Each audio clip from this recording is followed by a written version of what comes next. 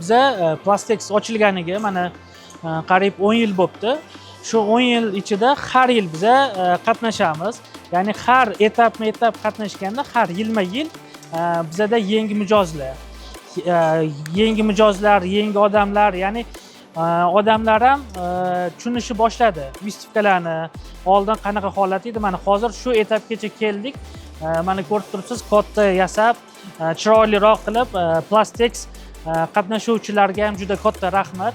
Shunaqa sharoitlar qilib berishganga, shunaqa imkoniyat berishganga juda mamnunmiz.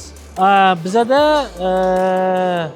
bu yil Plastexda qo'shni davlatlarga, shu Tojikistonga, Qozog'istonga hamda o'zimizning viloyatlarga sotdik.